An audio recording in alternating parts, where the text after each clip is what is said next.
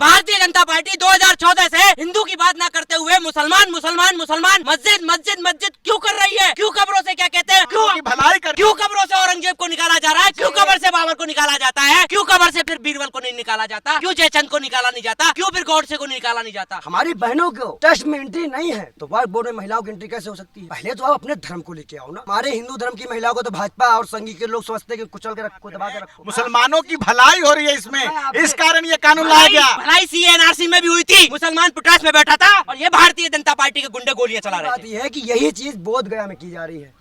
दलित का प्रोटेस्ट दिख नहीं रहा है।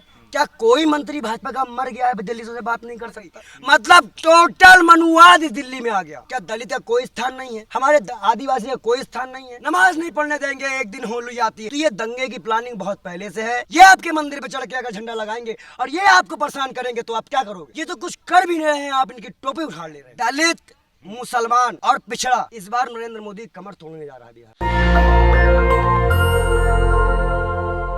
वक्फ संशोधन विधेयक पास हो चुका है और राष्ट्रपति की मुहर भी लग गई है, कानून बन गया। मामला सुप्रीम कोर्ट में है और हमारे साथ हैं बालयोगी, जो कि हमेशा उन मुद्दों पे बात करते हैं जिस पे देश बात करता है। साथ में है समीर खान। आखिर समस्या क्या है आपको वक्फ संशोधन कानून के पास होने से? मैं आपसे पूछता हूँ, आप एक विद्यालय के मतलब मालिक हो, आपके पास विद्यालय की 98% पावर ऑलरेडी है कि आप उसका साथ चंदा ले सकते हो, फीस ले सकते हो। 2% जो है वहाँ पे रह रहे लोगों की है, तो उस 2% पे आप कब्जा करना चाह रहे हो। अगर आप 98% का पैसा ले रहे हो तो उसमें बचा क्या?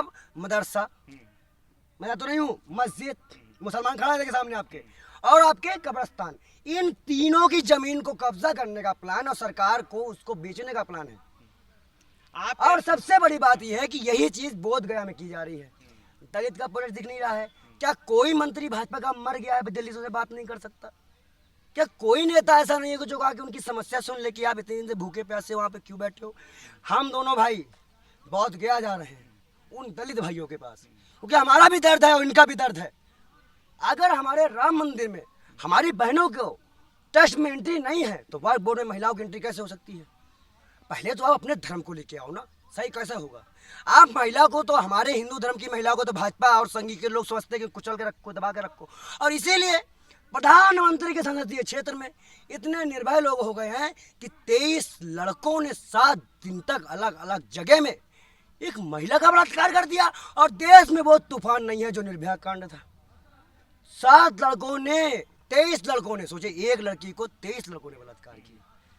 आप एक मुसलमान भाई को साथ में लेके घूम रहे हैं और कह रहे हैं कि तकलीफ है, और टीवी मीडिया में, पहले आप सवाल सुनिए, जो मुसलमान मिठाइयां बांट रहे हैं, जो प्रधानमंत्री मोदी को वेलकम कर रहे हैं, उस पर क्या कहेंगे आप? देखिए, एक चीज बताइए कि मुसलमान, जब राम मंदिर की प्राण प्रतिष्ठा का मुद्दा था तब शंकराचार्य जी ने जो क्या कहते हैं मोदी जी का विरोध किया, माननीय प्रधानमंत्री जी का, कि एक जो उनके धर्म का स्टेटस है, जो धर्म के उनकी किताब है, जो उनके ग्रंथ कहते हैं, उस हिसाब से उन्होंने उनका विरोध किया कि भाई बिगर बीवी के या बिगर धर्म पत्नी के प्राण प्रतिष्ठा नरेंद्र मोदी साहब नहीं कर सकते, जो उनका चलन है धर्म का। तो उसके बाद में भी कुछ लोग शंकराचार्य जी के समर्थन में थे और कुछ लोग शंकराचार्य जी के विरोध में थे। क्या वो हिंदू नहीं थे?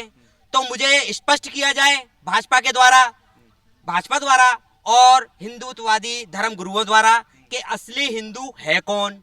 और फिर मैं अपनी कम्युनिटी से सवाल करता हूं कि जो लोग वक्फ बोर्ड बिल पर मोदी सरकार के साथ में हैं, जो बंग पटाखे चला रहे हैं, जो मिठाइयां बांट रहे हैं, और एक वो भी हैं जो क्या कहते हैं इस वक्फ बोर्ड पे बिल पर विरोध कर रहे हैं, हर जगह प्रोटेस्ट कर रहे हैं, अपनी आवाज उठा रहे हैं। तो मुझे आलिम, मैं दोनों तरफ के बात कर रहा हूं, दोनों तरफ के धर्म गुरुओं से बात करना चाहता हूं कि फिर उनकी नजरों में मुसलमान कौन है, हिंदू कौन है? ये मोहम्मद समीर हिंदू भी है, मुसलमान भी है, सिख है, ईसाई है, भारतीय है। तो ये सबकी बात करेगा, मुसलमान की भी बात करेगा, हिंदू की बात करेगा, सिख की बात करेगा, ईसाई की बात करेगा। पर मुझे ये बताया जाए कि भारतीय जनता पार्टी 2014 से हिंदू की बात ना करते हुए मुसलमान मुसलमान मुसलमान मस्जिद मस्जिद मस्जिद क्यों कर रही है? क्यों कब्रों से क्या कहते हैं, क्यों भलाई करनी है, क्यों कब्रों से औरंगजेब को निकाला जा रहा है, क्यों कब्र से बाबर को निकाला जाता है, क्यों कब्र से फिर बीरबल को नहीं निकाला जाता, क्यों जयचंद को निकाला नहीं जाता, क्यों फिर गौडसे को निकाला नहीं जाता? उनकी कब्रें खोदें, क्यों खोदी नहीं जा रही? क्यों? कि वो देश के सबसे बड़े की गद्दार हैं। भलाई करने के लिए ये कानून है। वो कौम के और देश के सबसे बड़े गद्दार हैं, इसलिए उनकी कब्रें नहीं खोदी जा रही हैं।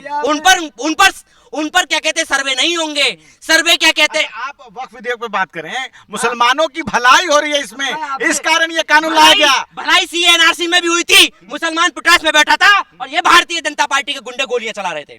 साफ साफ कह रहे हैं कानून मानना पड़ेगा, संसद से पास हुआ है। वो भी तो मुझे कपड़े से पहचान रहे हैं, वो भी तो मेरे घर का फ्रिज चेक कर रहे हैं, वो भी तो मेरे को क्या कहते हैं टोपी से पहचान रहे हैं। कानून को मेरे कानून पर चर्चा हुई है, दोनों सदनों में 12-12 घंटे चर्चा हुई है, JPC बनी, उसके बाद उसको पास किया गया है। तो साफ कि कानून मानना पड़ेगा, संसद से बना है।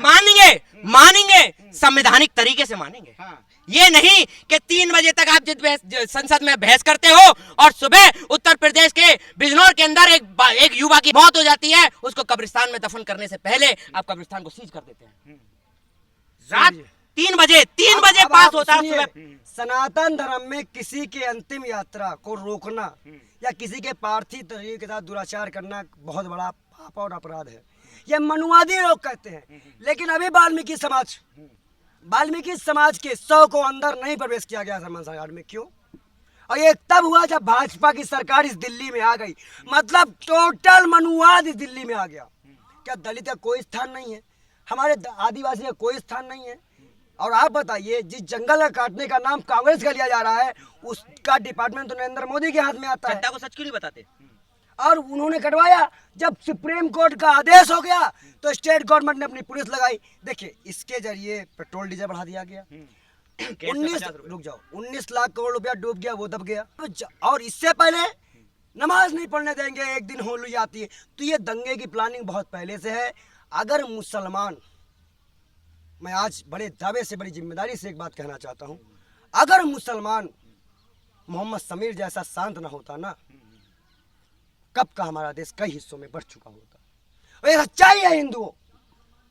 अगर मैं आपके मंदिर पे चढ़ के, ये आपके मंदिर पे चढ़ के अगर झंडा लगाएंगे और ये आपको परेशान करेंगे तो आप क्या करोगे? ये तो कुछ कर भी नहीं रहे हैं, आप इनकी टोपी उखाड़ ले रहे हो। आप मस्जिद पे चढ़ जा रहे हो, और जो लोग मस्जिद पे चढ़ रहे हो, बुलाओ अपने बाप को, छुड़वाए बाप को, मुकदमा होगा तो कौन सहता है? तो टोटल वही करे कि मथुरा में और जो है वो पहले हमारा था टोटल। अच्छा, उसके बाप का था, पहले मंदिर जो वहां बना हुआ था, उसके बाप का था, जनता का था ना। जब जनता को, हम मथुरा कब जा पाएंगे? जब हमारे जेब में पैसा होगा। इन्होंने कहा अप्रैल में टोल नहीं बढ़ाएंगे, टोल तो बढ़ गया, टोल तो बढ़ गया। बिहार में इस बार भाजपा जो है कह रही है कि हम अपनी सरकार बनाने चाह रहे हैं, वक्फ पे कानून बनाया है, मुसलमान भाई भी हमारे साथ आ गए हैं। और पहले वक्फ कानून से भ्रष्टाचार और लूट का अड्डा बना हुआ था। योगी सरकार कह रही है आपने इस गरीब का भला हुआ। मुसलमान का ये मुद्दा मसीला हुआ इनके लिए। अब हम आपसे सवाल करते हैं, मोदी सरकार जब पहली बार सत्ता में आई, 98,000 करोड़ रुपया राइट ऑफ कर दिया। उसके आगे गई 1,15,000, उसके आगे 2,40,000, कुल मिला के 16,48,000 रुपया राइट ऑफ हो गया। ताई बीमारी की आई ताई, उन्होंने कहा कि मैंने मिडिल क्लास को पैसा दे दिया, मैंने इनको राइट ऑफ नहीं किया, मैंने रिकवरी की। जब रिकवरी बोला गया कितनी की, तो दिया पहले ही ईयर में 14-15 में दिया 98,000 करोड़, रिकवरी होती है 5,000 करोड़। और इसी हिसाब से 2,40,000 करोड़ की रिकवरी दिखाकर अपने मित्रों को 16,48,000 करोड़ सरकार ने दिया। लेकिन अब्दुल की मस्जिद प्यारी थी, इसीलिए मस्जिद दिखाकर इन पैसों को घुमा दिया गया। आगे चलिए, इसी महीने 2 सिलेंडर मुफ्त कब आया था ना समीर भाई? होली हिंदुओं को। आपको तो सौगात मिली, हमें सोन पपड़ी, एक तो पपड़ी भी नहीं मिली। हम जो भक्त थे, डेली गौमूत्र के चक्कर में पड़े रहते थे, उनको कह रहे कि जो कानून नहीं मानेंगे गद्दार कहा जाएगा। अगर तुम घुमाने आए हो तो मुंह निकलो भाई। नहीं। लेकिन अगर हमारा दलित बहुत बिहार परीक्षण कर ले, तो लाठियां चलाओगे। मुसलमान बोल दे, लाठियां चलाओगे। अगर कोई छह सड़क पे है तो लाठियां चला दोगे। और वर्ड बिल कानून अगर वापस ना लेना होता, अगर सुप्रीम कोर्ट में जब तक याचिका है, हम बिल को पास नहीं मानते। जब तक बहस ना हो जाए, फैसला फाइनल ना हो जाए, संसद में बहस हो गई ना। अच्छा ये बताओ, सुप्रीम कोर्ट कुछ नहीं है, सुप्रीम कोर्ट है, देश की न्यायिक संस्था है, सबसे सर्वोच्च संस्था है। रुक जाओ, अब एक मिनट, वहां भी तो बहसें होगी। वहाँ पे और सुप्रीम कोर्ट ने याचिका को मोहम्मद समीर हो, ये हो हम की याचिका हमने भी डाली, मंजूर कर ली। तो मतलब सुनवाई सुप्रीम कोर्ट करेगा, जांच होगी, बात होगी, मुद्दे रखे जाएंगे, दोनों पक्ष सामने आएंगे, उसके बाद फैसला आएगा। अगर सुप्रीम कोर्ट मना कर देती है तो क्या ये बिल पास होगा? नहीं, तब नहीं होगा। समझाने तरीके से बताइएगा। क्लियर? तो भाजपा के लोग कह रहे हैं कि लोग धारा 370 को लेके भी गए थे। मैं आपसे क्या पूछ रहा हूँ, सुप्रीम कोर्ट है भाजपा, नहीं, भाजपा समर्थक जो है वो कह रहे हैं। अभी जो भी योगी जी पे भी सुप्रीम कोर्ट ने फटकार लगाई है। चले जाओ सुप्रीम कोर्ट, भाजपा वाले चले जाओ ना। अब जब भाजपा वाले जाओ। अच्छा, बिहार चुनाव में से क्या असर पड़ेगा? आप बिहार पे चले, बिहार घुमा दिया आपने। क्या? सुप्रीम कोर्ट की मार जब योगी जी पे पड़ी तो भाजपा ये क्यों नहीं कहते सुप्रीम कोर्ट में विश्वास है? तब क्यों गालियां देते हैं? मतलब आपको अगर गाली पड़े आप डरो मत। जो सुप्रीम कोर्ट है वो देश की न्यायिक संस्था है, सर्वोच्च न्यायिक संस्था है, उसको सभी मानते हैं। हमें विश्वास करना चाहिए ना, बिल्कुल करना चाहिए। याचिका दिए तो आप कहो कि आपकी याचिका वहाँ पे है, आप चिंता मत करो, अभी बिल पास नहीं है। बोलो अभी नहीं, संसद से तो पास हो गया, कानून बन चुका है, अब वहाँ गई है कानून भाई कि सही है कि नहीं गलत है, वहाँ ये चर्चा होगा। ठीक है, बिल संसद में है ना? हाँ, बिल संसद से पास है। मैं अपनी लाइन पे, हाँ, लेकिन संसद में है, संसद से पार है, पर संसद में है गंभीर मत। बिहार में क्या लग रहा है? अब वो तो बिहार में आरजेडी कांग्रेस मिलके और विपक्षी दल मिलके सरकार बनाएगी। क्या लगता है? बीजेपी ने एक तीर से कई निशाने किए हैं, जो बहुजन दल हैं, जो सेकुलर होने की बात करते हैं, जैसे नीतीश कुमार, आरएलडी और बाकी अन्य पार्टियां हैं, क्या उनके वोट बैंक को घसकाया गया है? दलित, मुसलमान और पिछड़ा, इस बार नरेंद्र मोदी कमर तोड़ने जा रहा है बिहार में। चार पार्टियों को तोड़ दिया। बात तो पिछले 2 चुनाव से लगातार कर रहे हैं। बताओ कम कौन हुआ है? नीतीश तो कम हुआ है ना, लोकप्रियता कैसे कम हुई? नीतीश कम हुई ना, अब की बार और कम हो जाएगी, खत्म बीजेपी। तो क्या सुप्रीम कोर्ट से ये कानून रद्द होने जा रहा है? ऐसा कुछ है इनपुट आपके पास? कुछ है आपको जानकारी? कुछ अभी बहस ही नहीं होती तो तुमको जानकारी, जब तुम्हारे पास नहीं है। एक मिनट ना, तुम सुप्रीम कोर्ट के जज हो ना, तुम्हारे अब्बा है ना हमारे अब्बा है ना हमारे पिताजी है तुम्हारे पिताजी, तो जब है नहीं, जब चर्चा होने है तो देख लेते हैं क्या हो रहा है, तब देखेंगे। चलिए ठीक है, तो हमारे साथ बात कर रहे थे बाली योगी, और जिस प्रकार से बता रहे हैं कि भले ही संसद से पास हो गया है, लेकिन मामला सुप्रीम कोर्ट में है और संसद में है। संसद से भले ही पास हुआ है, लेकिन सुप्रीम कोर्ट में होने के कारण इसको ये अभी नहीं मानेंगे। जब तक सुप्रीम कोर्ट से मुहर नहीं लगेगी तब तक कुछ भी कहना मुश्किल है। आप क्या सोचते हैं? अपनी राय हमें जरूर बताएं। मैं रंजय कुमार, कैमरामैन आशीष के साथ, नेशनल दस्तक। नेशनल दस्तक की आपसे गुजारिश है कि अगर इसको बचाना चाहते हैं तो नेशनल दस्तक को सब्सक्राइब करने के लिए रेड कलर के सब्सक्राइब बटन को दबाएं, फिर बेल आइकन की घंटी दबाएं। नेशनल दस्तक को बचाने के लिए बहुत जरूरी है कि हर खबर को शेयर करें, लाइक करें, कमेंट जरूर करें।